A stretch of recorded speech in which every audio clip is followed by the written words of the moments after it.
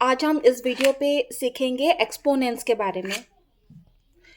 Exponents के बारे में हम सीखेंगे यानी कि टू डी पावर जिसको बोलते हैं। अगर मैं यहाँ पे एक 5 लिखती हूँ और ऊपर एक 2 है, इसका मतलब क्या है?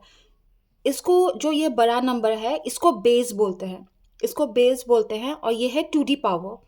यानी कि 5 को हम कितना टाइम्स मल्टीप्लाई करना करना पड़ेगा वो यहाँ पे लिखा हुआ है। यानी कि 5 को हम 2 टाइम्स मल्टीप्लाई करेंगे। कई सारे लोगों को ये कन्फ्यूजन होता है कि 5 इंटू 2 10 होता है। ये कन्फ्यूजन ये कॉमन एक कन्फ्यूजन है, इस तरह का लोग सोचते हैं, बट ये रॉन्ग है, ये करेक्ट नहीं है।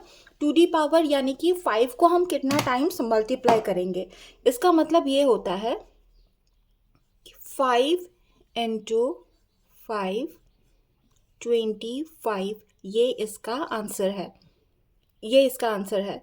ठीक है, अभी इसको बोलते कैसे हैं?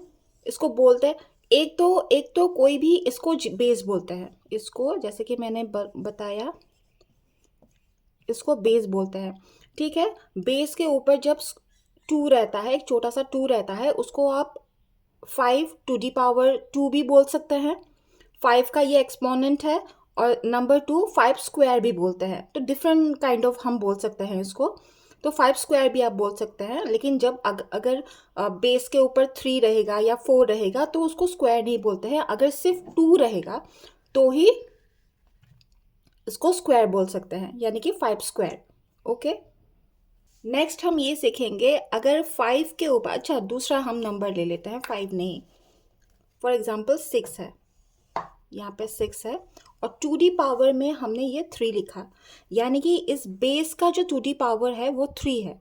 जो ये बड़ा नंबर है इसको बेस बोलते हैं, तो बेस का जो टू डी पावर है वो 3 है, यानी कि 6 को हमको 3 टाइम्स हमको मल्टीप्लाई करना पड़ेगा।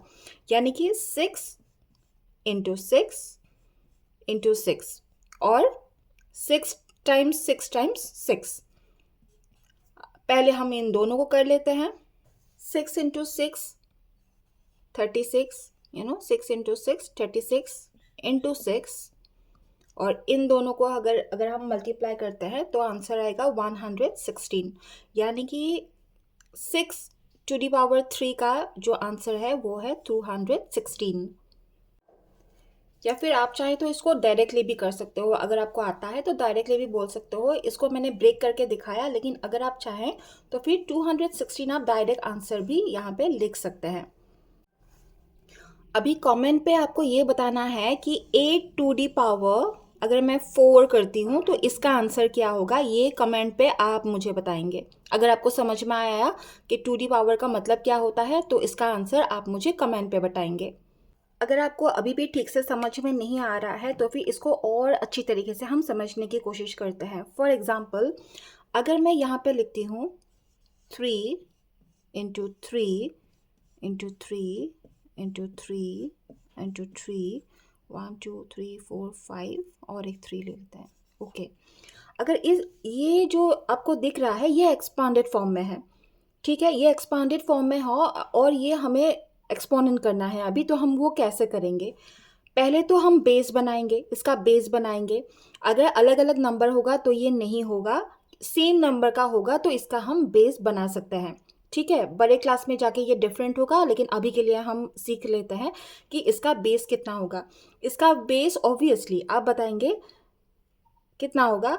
इसका बेस होगा 3, क्योंकि सभी पे 3 एक्सपांडेड करके रखा हुआ है।